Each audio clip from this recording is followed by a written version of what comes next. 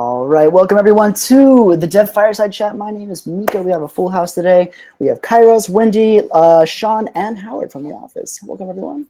It's a weird week. Just as a weather update, because we have done something like this last week. Howard, how is the weather over in New York? Because it is cooking hot over here. Is it? Wow. It is really hot over here, man. Like, wait. It's really hot for us Norwegians. It's like I feel like an ice bear. May I ask what cooking hot means? Okay. For you? Okay, I might be hyperbolizing a little bit, but it is warm for my for the temperatures I'm used to. So right now we've had something around 15 degrees. No. It was like 25 to 28. That's like amazing. So it's amazing for everyone not living in cold regions of the world. We have 23 now. When you're used to negative 25, and then you jumped up to 25. Yeah, so basically the village that they have down the mountain is now a swimming pool. It's just like it turned into like this huge lake. Yeah. It's beautiful. Yeah, they have like their own privatized seasonal Atlantis. So basically 28 degrees Celsius, 82 degrees Fahrenheit, just unbearable, scorching hot. Unbelievable. Could fry an egg on the sidewalk. Well, I don't remember the math between the Fahrenheit and Celsius, but I think 45 is like in the 90s, isn't it? Roughly speaking, 90s, 100s, roughly. Yeah, it's really interesting. In England, they used to use Fahrenheit, and now they're using Celsius. So whenever they want to say that something's really cold, they're gonna say it in Celsius because it sounds colder. But when something's supposed to be really hot, they go all the way to Fahrenheit just to make you say ridiculous numbers. Wait, how many degrees Fahrenheit or Celsius did you say? 45 degrees Celsius? Well, like something like that would be pretty hot. Like 40 degrees Celsius is cooking hot temperature. Yeah. 32 is cooking hot. I mean, cooking hot. Yeah, well, 45. That's what I had in Phoenix, but that's like really, really hot, and it's a desert, so that makes sense. Honestly, I would say 30. I mean, 32 is hot, but you're looking at, but that's like what 89 degrees. Yeah. It's okay. I mean, in the U.S., different places. Like even in New York or different parts of Asia, like it gets to like 90s. So, like, I know it's relative to everyone. Like for you, Howard, in New York, that's more of like a temperate climate. So it's like it would have to be actually much warmer to be legitimately warm for you, But like, it doesn't take much for me to feel warm because I like being in a colder climate. It just I roll with that in the mountains, being frozen, growing a beard, swinging axes. I guess it's also different if it's a city where there's a lot of like pavement that heats up and keeps the heat, like stone, when there's absolutely like no grass. And or if it's like a village somewhere where it's hot, but there's also a lot of nature to kind of like absorb that and like even it out and ground it. And it isn't like reverberating. Yeah. I think Mikko would be like, it's so hot. God, 75 degrees, so hot, just above my ideal air conditioning temperature. God. Well, what makes this worse is the fact that because I live by a river system by a dam, so they collect the water from the mountains. So it got so hot so suddenly that everything melted and came down at once. So the riverbed has been flooded, right? And it was kind of cool to see the silt and everything, but like the problem I realized very soon after that was that mosquitoes are just everywhere now. They're everywhere. Like, I can't even have a cigar outside at 5 in the morning. I can't even have a cigar outside. I can't be flooding. Guys. How much are you paying him? A little bit of like not even flooding, a little bit of like muddy water and mosquitoes. What? Yeah, they're the worst. It's all over. Like to make it like a true hell, right? Would be to add what's it called? Like mugginess, like oh my God! Just a little bit of humidity. I used to live in Ohio. I'm like, never again. I'm not doing that stuff. Like, it's awful. You can't function in that environment. It's awful. So all I know is that when I first moved to England, I had like my landparents who are like my landlords, but they were live-in landlords and they're really nice to me, so landparents. And they were like, Wendy, you can't wear something long-sleeved. It's going to be boiling. I was like, oh my God, what's it going to be like? And they're like, 22 degrees, which is like 71 degrees. And I was like, I want to live here forever. I'm never going to leave this country. 21 is decent. 28's not. All those, no, it's like all those people who live in Asia and different parts of America, whatever. It's just like, dude, hell on earth, man, every day. It's all over. Well, like, but you get acclimated to it, right? Like, so you're used to the warm. Because I got acclimated to Phoenix. Like, I actually handled that really hot temperature really well. But then in the winter months, it was like 70 degrees Fahrenheit. It's like 21, right? So that was cold for a lot of people in Phoenix because they're so used to 45 or something, you know, crazy. Yeah, I mean, it's literally called after a bird on fire. So, I mean, it's marketing itself pretty well. Yeah, like, Sean, you're in Texas, right? No, I get that. I get that. Some people live in hell. They either just don't know it or they're used to it. That's all. That's all good. It's like a very philosophical conversation about weather. It's amazing. We should write books about this, guys. But on a side note, speaking of New York, how are things over in New York, Howard? How are things at the office? Well, the weather is temperate. It's like 70-some degrees. No, seriously, every day. It's nice. Jealous. But I mean, we're working on. Speaking of which, we are working on the new game mode, right? Like we talked about it last week. So we're working on it this week. So that's kind of cool. We are. Yeah, I mean, I think we're there's some like promo stuff coming up the pipe with PS, and obviously the Steam Summer Sale will happen. Has it happened? I'm not sure, but it's happening at some point.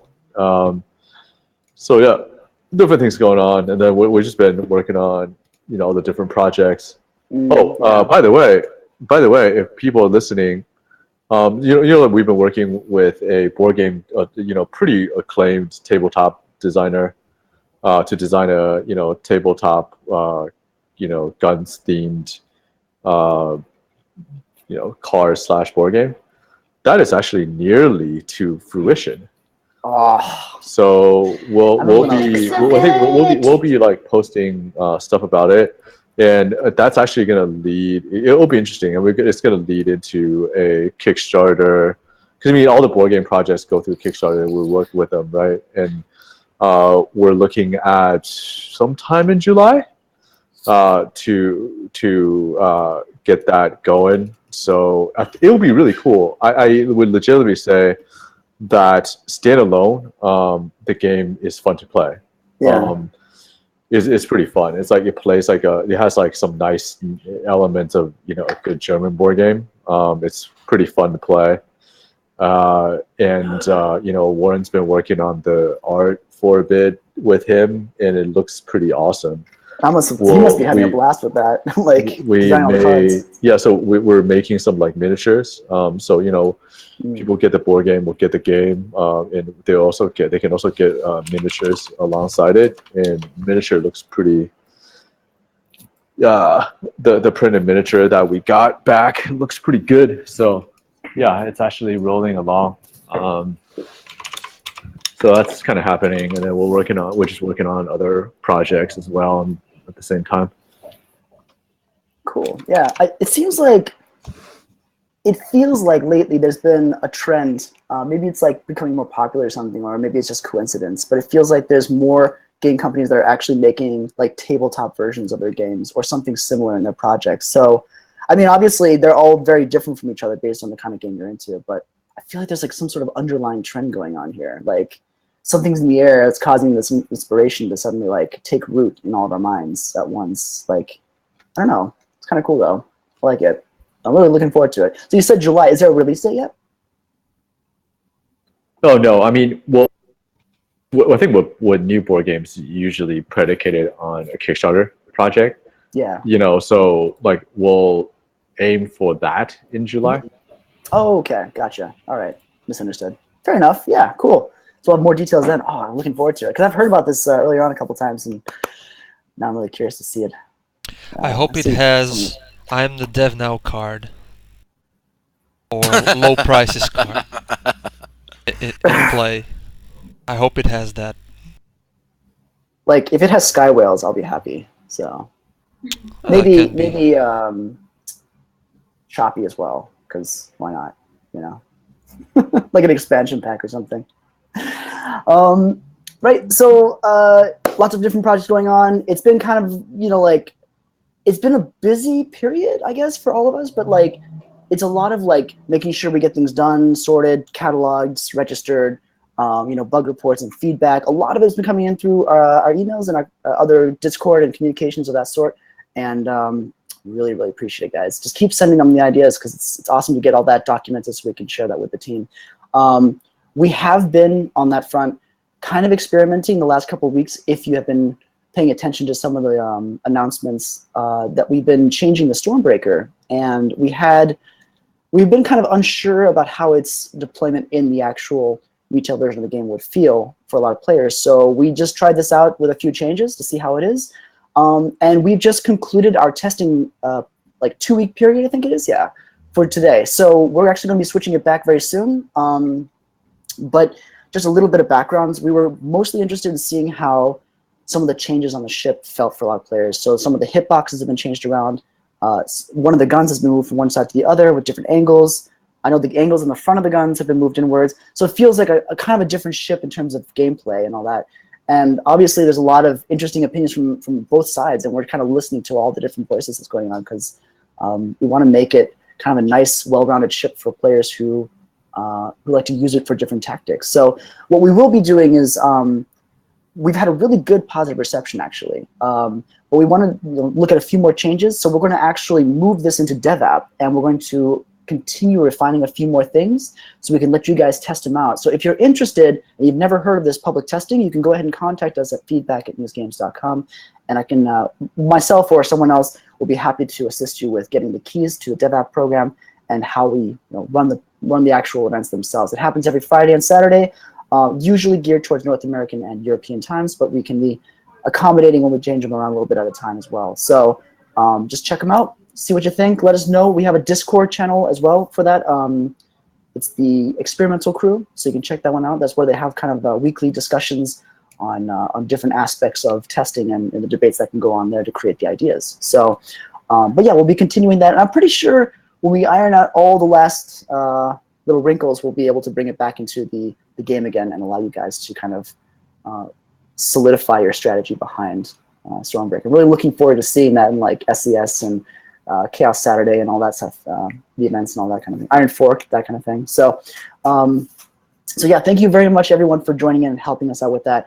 We're really looking forward to seeing all these things. What will be happening when we do the changeover, though, is I know that the guns will be moved around back to their original positions, but the hitboxes will remain in place. And this is mostly because that was one of those kind of outstanding issues that was fundamentally important for the ship itself. So that's going to stay in place, meaning that you will be able to hit the hull and the guns and still be able to do effective damage to each of those types based on what your weapon is, while the guns themselves on Stormbreakers remain as they were before the changes went into place. So that's something to expect, at least. We'll make announcements once the updates are in. We should be having either the end of this week or the beginning of next week. Just depends on the turnaround time for that. So just we'll keep you posted on the forums and in the game as well. So thank you very much for participating. Sean, you were talking about some of the events, and we were discussing the Crucible thing that has just had its major milestone. You want to tell us a little bit about that? Sure. Yes, the Crucible event actually just wrapped up its first season this past weekend, and do want to congratulate the top 7 from that event. I do want to congratulate the following people. Rareform K. Rosgoff was the winner of the first season of the Crucible. Also, honorable mention, top 7, Sundstrom, Nedsvart, Mitch Mixon, Kolosok, Eric Lelf, and Answen. So congratulations to the top 7. 81 different people participated in the first Crucible season. So congratulations to everybody who participated. Nice. And they're just starting up their second season this Saturday at, I believe it is at 2 p.m. Eastern, 6 p.m. UTC, Wendy, correct? 6 p.m. UTC? Yes. Yes, perfect. There we go. Yeah. But nobody's using UTC right now. The British people are an hour after UTC. That means it's at 7 p.m. So there we go. Okay, yeah. 8 p.m. for us. Except for if you live in Iceland, then of course you use UTC right now. And it's happy hour somewhere, right? Yeah. Yeah. I'm so sorry about this. So- No, it's fine. For those who are not familiar with Crucible, can you kind of just really briefly give them an introduction to what this is all about? Absolutely. So the Crucible is actually an event that is it's a little more relaxed in its signups compared to a traditional competitive event. So if you're just looking to start out and see, hey, what's competitive all about? What are, all these events about? How do I get into my very first or maybe one of your first events in the game? The Crucible might be your type of event. It is a competitive event. They do keep track of scores. Basically, you can sign up with just yourself, a ship, or how many ever people you want. You can't sign up a full team, but just up to one ship. There's some standard rules that they'll get you involved with, basically a couple things such as pauses, things like that. But that's all in the rules. If you're interested in joining in on that event, we can provide a link to how to join in on that event in the description below. Cool. Yeah, and you can find it in the game as well under the event banner, where all the other events are found as well. So we like to keep multiple places at once for people's awareness. So it's always a good thing. Cool. So can you enter with a friend, or can you enter with a full ship of friends? Yes. In fact, it allows you to sign up. If you just want to sign up with just yourself, you can. If you want to sign up with your closest friend, absolutely. If you want to sign up with your full ship, say if you took advantage of our 4-pack a while back, yes, you can sign up with your full ship. You cannot sign up with 2 ships, but you can sign up with 1 full ship. Okay, fair enough. Yeah. And on top of that, you can declare your role. So if you prefer to play a pilot or a gunner, if you prefer to play engineer or gunner but not pilot, you can tell them, hey, I do want to play these roles. I don't want to play this role. So it gives a little bit of flexibility to your experience as well as the overall experience. It's a little easier for you to start getting competitive like that because a lot of times, like what really holds you back is you don't really know how to get into an experienced team. You don't know enough inexperienced people who would want to get experienced at each one time. And if you do, maybe they don't have time the same times that you have time to practice. So this gives you kind of like a foot in the door of getting this experience. Yeah, I really like it. That's like my favorite part of that event. Yeah, and several of us in this chat have participated in one of those weeks, and I think Kajros, you're going to be participating this week, correct? Indeed. It's Kajros' turn. Nice.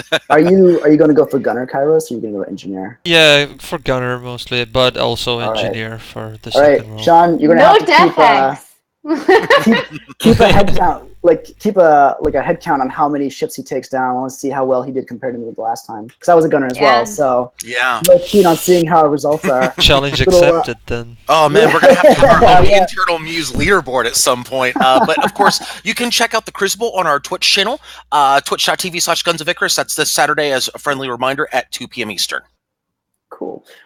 We also have other events going on this weekend. Do you want to cover some of those real quick so players are aware of any of the changes or consistent events that are happening? Absolutely. So a friendly reminder that's with the return of the Stormbreaker, Sunday Community Skirmish has made an official announcement in regards to the Stormbreaker on their end.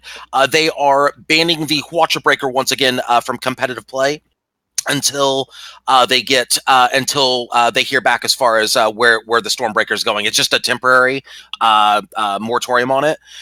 So they're returning to action this Sunday at 3 p.m. Eastern, 2 p.m. Central. It's just the Watcher Breaker that's being put on the shelf right now.